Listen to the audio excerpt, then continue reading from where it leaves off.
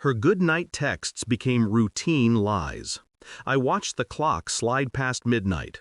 Going to sleep, she typed, yet her status stayed online. The quiet hum of my apartment became unbearable. I did nothing, just waited. And then, light.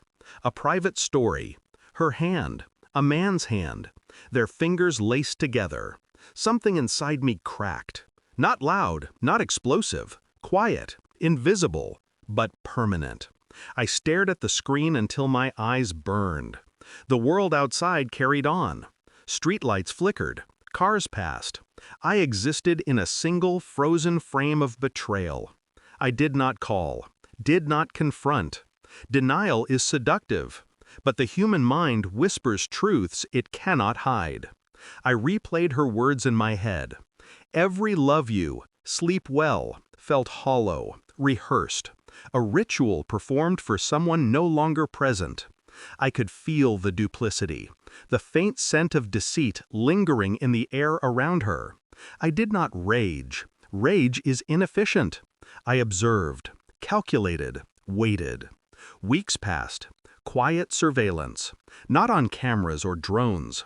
Not on social media alone. On habits, on pauses, on micro-expressions. I mirrored her phone. Backups and hidden drives. Deleted messages resurrected themselves in my system like ghosts. He suspects nothing. Not long now. Names I never wanted to see tied themselves to her with invisible ink.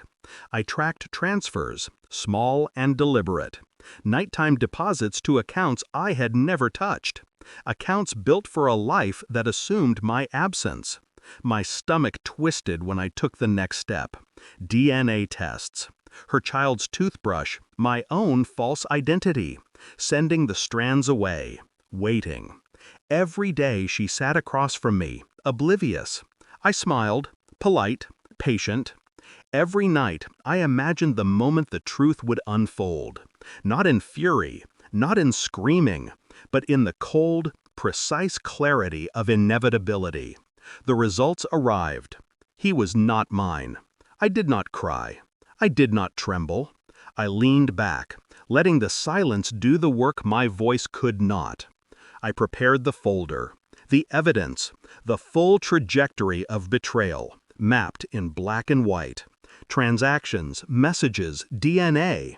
Each item a brick in the wall she thought would shield her. I waited for the right hour. Calm, deliberate.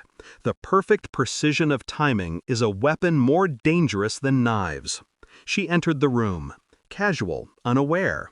"Here," I said, placing the folder on the table. No flourish, no emotion. Her eyes flicked up. "What is this?" I said nothing. Silence stretches further than words. It forces reflection. It forces confession. She opened it. Pages spread out like bones on a slab. Every lie laid bare. Every word she thought hidden revealed. Every calculated step she had taken to erase me, to replace me. Her hand trembled. Her breath hitched. I could see it. The realization. The collapse. Then the other one, the man, he was gone. Her confidant, the accomplice. She was left to bear the consequences alone. "You knew," she whispered finally, voice brittle. I nodded once. Cold, complete, no tears, no fury, just clarity. "I knew," I said. No need to elaborate. She read my detachment, my control. She understood the full weight of her failure. Her lips quivered. She wanted words, apologies, denials. I offered none. I slid the folder closer, not aggressively, not forgivingly, just enough for her to touch the truth she had ignored. "This is what you made," I said softly. "Every choice, every lie, every hand you held behind my back." Her eyes filled with panic. But I remained still. I watched the collapse of someone I once loved. Not with triumph, not with satisfaction, just observation, study, cold detachment. I realized then that betrayal is not a matter of exposure, it is a matter of comprehension. She comprehended it now, and that was sufficient. I stood, slowly, deliberately. "Keep him," I whispered. "He is yours, born from your deception, nurtured in your lies." Her lips opened, but no words came. Nothing could reverse the moment. She understood. I had taken everything from her that truly mattered. Her control over me, my life, my trust. I turned away, not in anger, not in loss, but in completion. The apartment was silent. Her shock filled it, but it was hers to inhabit. She would wrestle with the absence I created, the gap left where love, trust, and complicity once existed. I walked into the night, not lighter, not heavier, empty perhaps, or perhaps full of the precision that comes from mastery over oneself. Betrayal is a fire that consumes its host if not managed. I had managed it. I did not look back. Her hand, once warm in mine, was a memory, a cautionary tale. The final lesson: power does not scream. It waits. It calculates.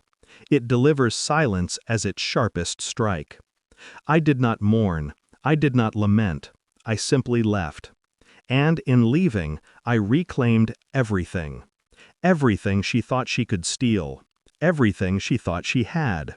I left her with the truth, cold, complete, unforgiving. And the night swallowed me whole. Some betray, some endure, some vanish. I chose to vanish.